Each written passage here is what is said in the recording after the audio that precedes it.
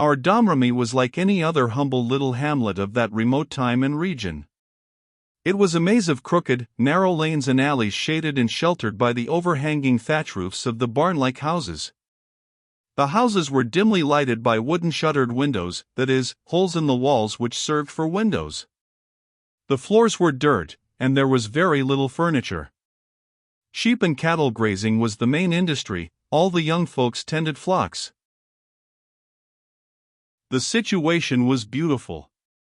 From one edge of the village a flowery plain extended in a wide sweep to the river, the Meuse. From the rear edge of the village a grassy slope rose gradually, and at the top was the great oak forest, a forest that was deep and gloomy and dense, and full of interest for us children, for many murders had been done in it by outlaws in old times, and in still earlier times prodigious dragons that spouted fire and poisonous vapors from their nostrils had their homes in there. In fact, one was still living in there in our own time. It was as long as a tree, and had a body as big around as a tierce, and scales like overlapping great tiles, and deep ruby eyes as large as a cavalier's hat, and an anchor fluke on its tail as big as I don't know what, but very big, even unusually so for a dragon, as everybody said who knew about dragons. It was thought that this dragon was of a brilliant blue color, with gold mottlings, but no one had ever seen it, therefore this was not known to be so. It was only an opinion. It was not my opinion. I think there is no sense in forming an opinion when there is no evidence to form it on. If you build a person without any bones in him, he may look fair enough to the eye, but he will be limber and cannot stand up, and I consider that evidence is the bones of an opinion. But I will take up this matter more at large at another time, and try to make the justness of my position appear. As to that dragon, I always held the belief that its color was gold and without blue, for that has always been the color of dragons. That this dragon lay but a little way within the wood at one time is shown by the fact that Pierre Morel was in there one day and smelt it, and recognized it by the smell. It gives one a horrid idea of how near to us the deadliest danger can be and we not suspect it. In the earliest times 100 knights from many remote places in the earth would have gone in there one after another, to kill the dragon and get the reward, but in our time that method had gone out, and the priest had become the one that abolished dragons. Père Guillaume Fronte did it in this case. He had a procession, with candles and incense and banners, and marched around the edge of the wood and exorcised the dragon, and it was never heard of again, although it was the opinion of many that the smell never wholly passed away. Not that any had ever smelt the smell again, for none had, it was only an opinion, like that other, and lacked bones, you see. I know that the creature was there before the exorcism, but whether it was there afterward or not is a thing which I cannot be so positive about.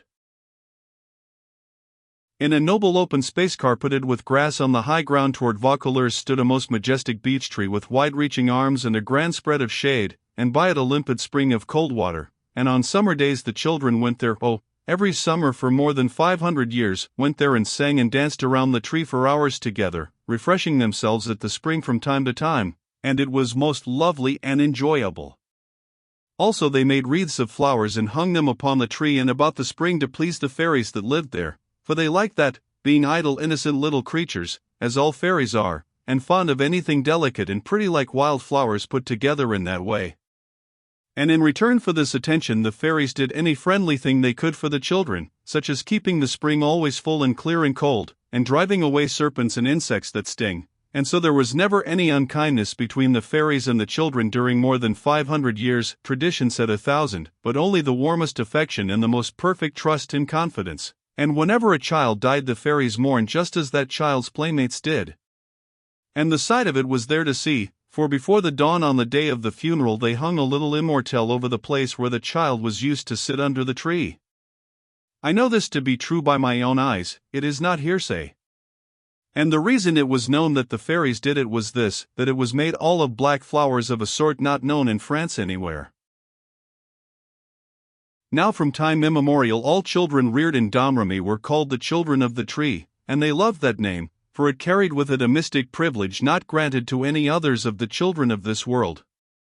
Which was this: whenever one of these came to die, then beyond the vague and formless images drifting through his darkening mind rose soft and rich and fair a vision of the tree, if all was well with his soul. That was what some said. Others said the vision came in two ways, once as a warning, 1 or 2 years in advance of death, when the soul was the captive of sin, and then the tree appeared in its desolate winter aspect, then that soul was smitten with an awful fear. If repentance came, and purity of life, the vision came again, this time summer-clad and beautiful, but if it were otherwise with that soul the vision was withheld, and it passed from life knowing its doom. Still others said that the vision came but once, and then only to the sinless dying forlorn in distant lands and pitifully longing for some last dear reminder of their home. And what reminder of it could go to their hearts like the picture of the tree that was the darling of their love and the comrade of their joys and comforter of their small griefs all through the divine days of their vanished youth? Now the several traditions were as I have said, some believing one and some another. One of them I knew to be the truth, and that was the last one. I do not say anything against the others, I think they were true, but I only know that the last one was, and it is my thought that if one keep to the things he knows, and not trouble about the things which he cannot be sure about, he will have the steadier mind for it, and there is profit in that. I know that when the children of the tree die in a far land, then, if they be at peace with God, they turn their longing eyes toward home, and there, far shining, as through a rift in a cloud that curtains heaven, they see the soft picture of the fairy tree, clothed in a dream of golden light, and they see the bloomy mead sloping away to the river, and to their perishing nostrils is blown faint and sweet the fragrance of the flowers of home. And then the vision fades and passes, but they know. And by their transfigured faces you know also, you who stand looking on, yes, you know the message that has come, and that it has come from heaven. Joan and I believed alike about this matter. But Pierre Morel and Jacques d'Arc, and many others believed that the vision appeared twice to a sinner. In fact, they and many others said they knew it. Probably because their fathers had known it and had told them, for one gets most things at second hand in this world. Now one thing that does make it quite likely that there were really two apparitions of the tree is this fact: from the most ancient times if one saw a villager of ours with his face ash-white and rigid with a ghastly fright, it was common for everyone to whisper to his neighbor, "Ah, he is in sin, and has got his warning."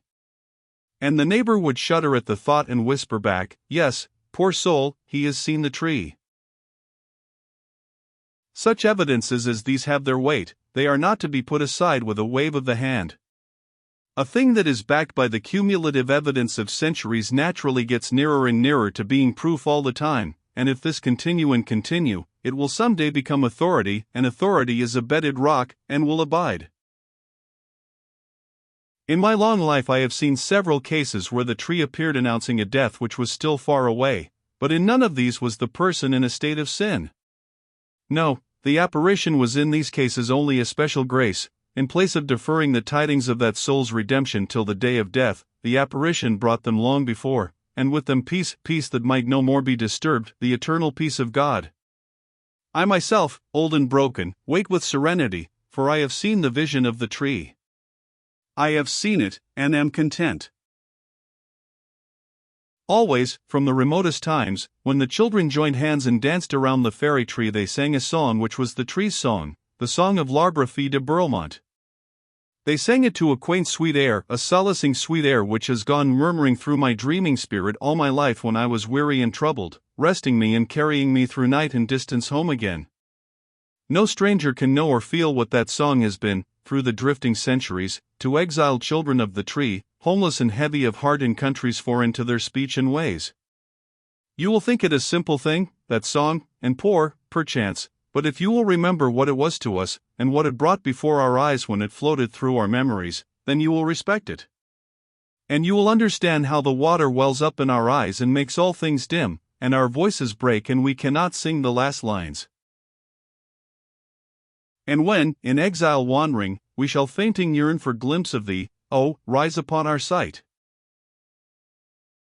And you will remember that Joan of Arc sang this song with us around the tree when she was a little child, and always loved it. And that hallows it, yes, you will grant that. L'arbre fille de Burlemont. Song of the Children. Now what has kept your leaves so green, Arbre fille de Burlemont? The children's tears. They brought each grief, and you did comfort them and cheer their bruised hearts, and steal a tear that, healed, rose a leaf. And what has built you up so strong, Arbra fille de Burlemont? The children's love. They've loved you long 100 years, in sooth, they've nourished you with praise and song, and warmed your heart and kept it young 1,000 years of youth. Bide always green in our young hearts, Arbra fille de Burlemont. And we shall always youthful be, not heeding time is flight, and when, in exile wandering, we shall fainting yearn for glimpse of thee, oh, rise upon our sight. The fairies were still there when we were children, but we never saw them, because, 100 years before that, the priest of Domremy had held a religious function under the tree and denounced them as being bloodkin to the fiend and barred them from redemption, and then he warned them never to show themselves again, nor hang any more immortelles, on pain of perpetual banishment from that parish. All the children pleaded for the fairies, and said they were their good friends and dear to them and never did them any harm, but the priest would not listen, and said it was sin and shame to have such friends. The children mourned and could not be comforted, and they made an agreement among themselves that they would always continue to hang flower wreaths on the tree as a perpetual sign to the fairies that they were still loved and remembered, though lost to sight. But late one night a great misfortune befell. Edmund Aubrey's mother passed by the tree, and the fairies were stealing a dance, not thinking anybody was by, and they were so busy, and so intoxicated with the wild happiness of it, and with the bumpers of dew sharpened up with honey which they had been drinking, that they noticed nothing. So Dame Aubrey stood there astonished and admiring, and saw the little fantastic atoms holding hands, as many as 300 of them, tearing around in a great ring half as big as an ordinary bedroom, and leaning away back and spreading their mouths with laughter and song, which she could hear quite distinctly, and kicking their legs up as much as 3 inches from the ground in perfect abandon and hilarity. Oh, the very maddest and witchingest dance the woman ever saw. But in about a minute or 2 minutes the poor little ruined creatures discovered her. They burst out in one heartbreaking squeak of grief and terror and fled every which way, with their wee hazelnut fists in their eyes and crying, and so disappeared.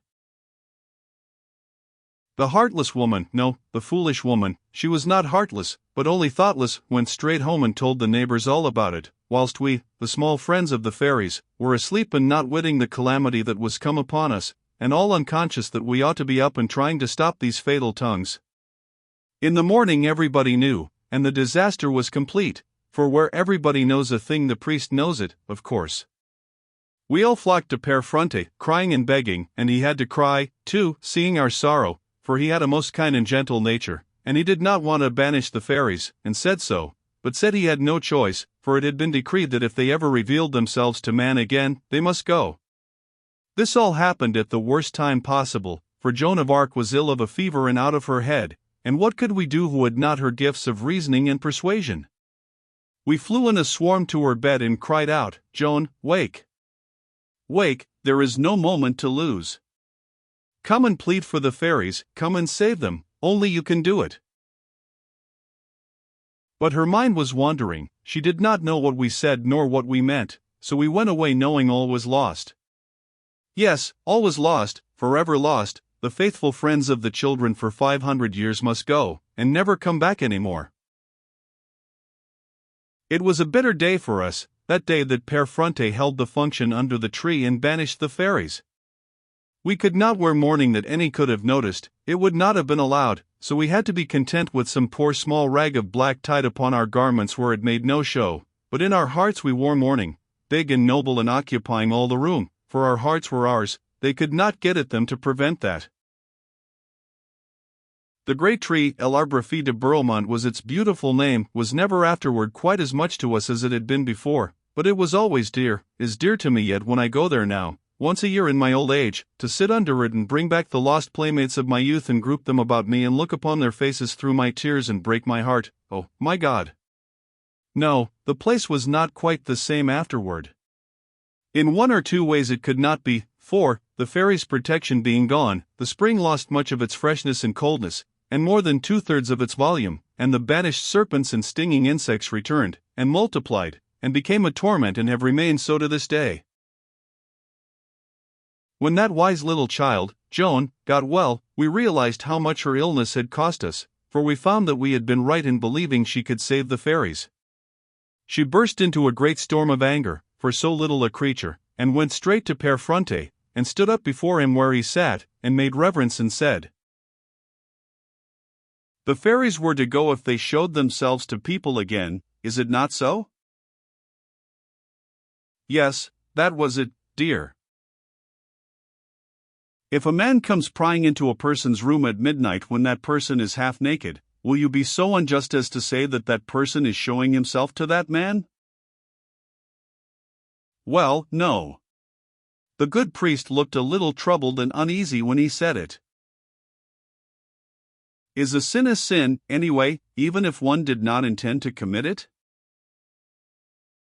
Père Fronte threw up his hands and cried out, "Oh, my poor little child, I see all my fault," and he drew her to his side and put an arm around her and tried to make his peace with her, but her temper was up so high that she could not get it down right away, but buried her head against his breast and broke out crying and said,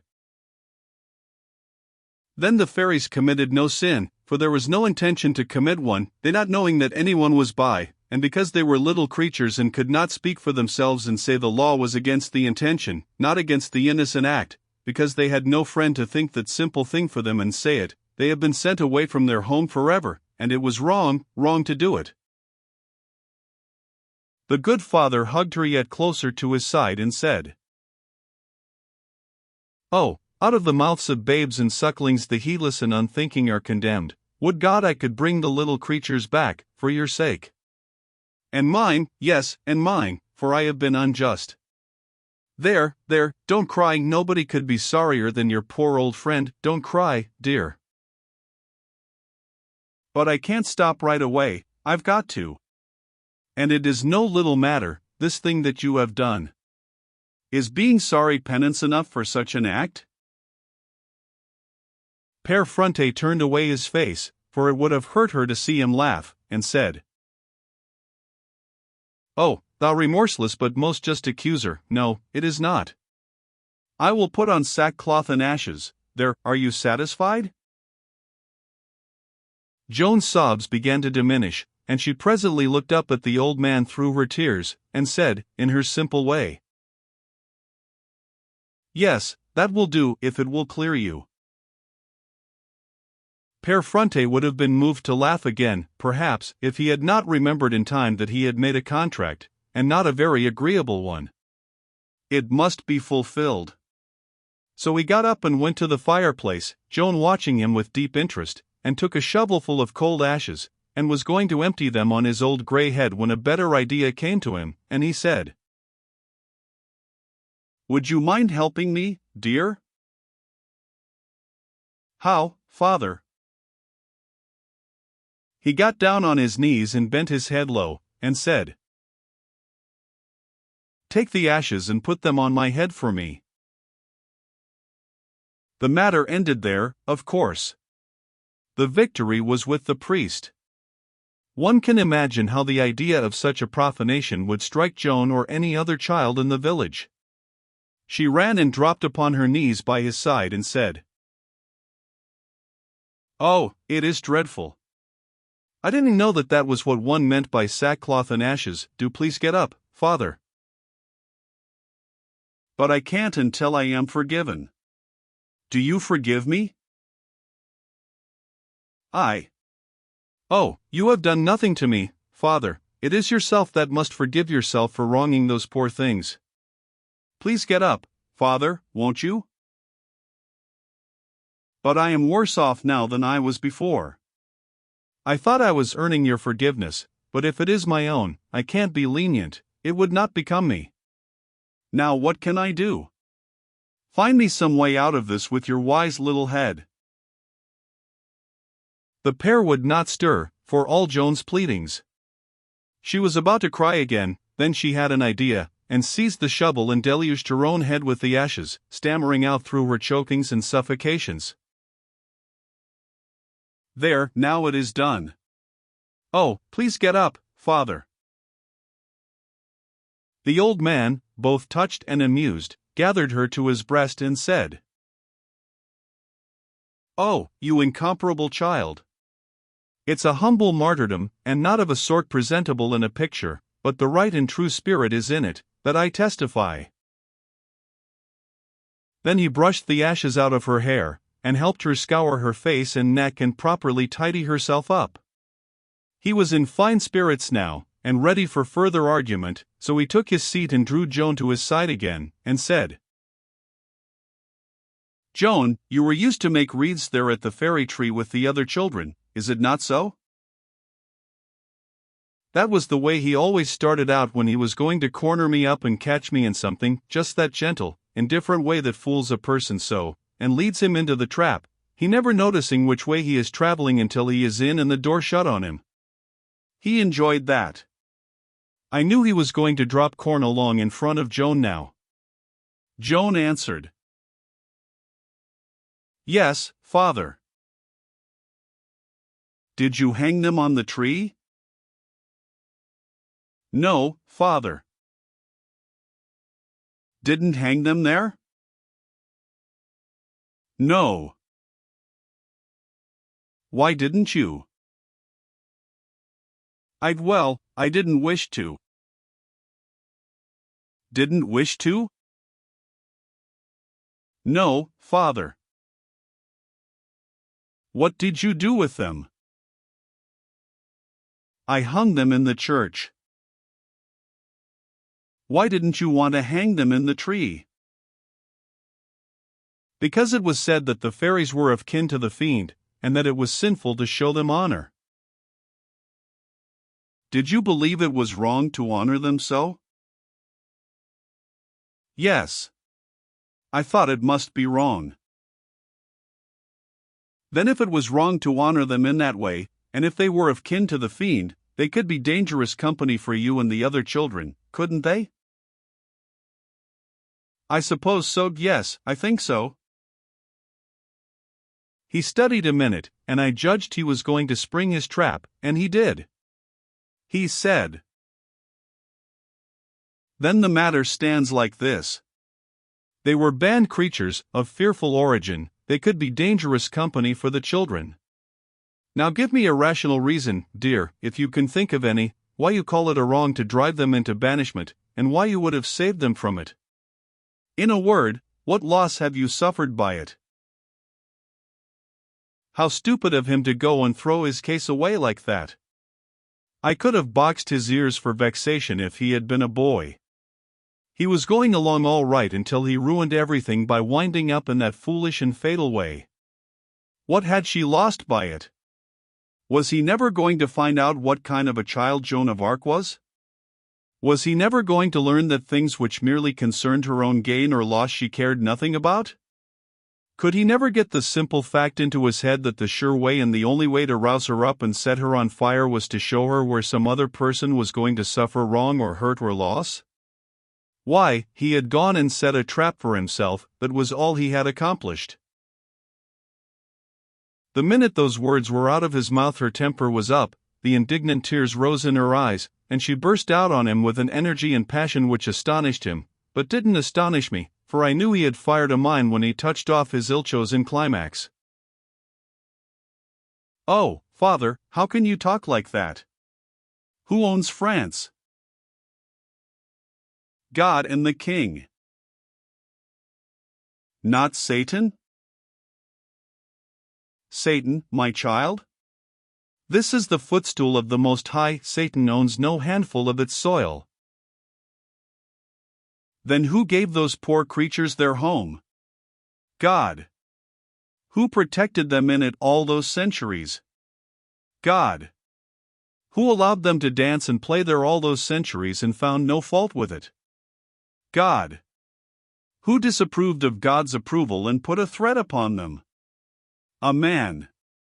"Who caught them again in harmless sports that God allowed and a man forbade, and carried out that threat, and drove the poor things away from the home the good God gave them in His mercy and His pity, and sent down His rain and dew and sunshine upon it 500 years in token of His peace? It was their home, theirs, by the grace of God and His good heart, and no man had a right to rob them of it. And they were the gentlest, truest friends that children ever had, and did them sweet and loving service all these 5 long centuries, and never any hurt or harm, and the children loved them, and now they mourn for them, and there is no healing for their grief. And what had the children done that they should suffer this cruel stroke? The poor fairies could have been dangerous company for the children? Yes, but never had been, and could is no argument. Kinsmen of the fiend? What of it? Kinsmen of the fiend have rights, and these had, and children have rights, and these had, and if I had been there I would have spoken, I would have begged for the children and the fiends, and stayed your hand and saved them all. But now, oh, now, all is lost, everything is lost, and there is no help more. Then she finished with a blast at that idea that fairy kinsmen of the fiend ought to be shunned and denied human sympathy and friendship because salvation was barred against them. She said that for that very reason people ought to pity them, and do every humane and loving thing they could to make them forget the hard fate that had been put upon them by accident of birth and no fault of their own. Poor little creatures, she said. What can a person's heart be made of that can pity a Christian's child and yet can't pity a devil's child, that 1,000 times more needs it? She had torn loose from Père Fronte, and was crying, with her knuckles in her eyes, and stamping her small feet in a fury, and now she burst out of the place and was gone before we could gather our senses together out of this storm of words and this whirlwind of passion. The Père had got upon his feet, toward the last, and now he stood there passing his hand back and forth across his forehead like a person who was dazed and troubled. Then he turned and wandered toward the door of his little workroom, and as he passed through it I heard him murmur sorrowfully, "Ah, me, poor children, poor fiends, they have rights," and she said, "True, I never thought of that. God forgive me, I am to blame."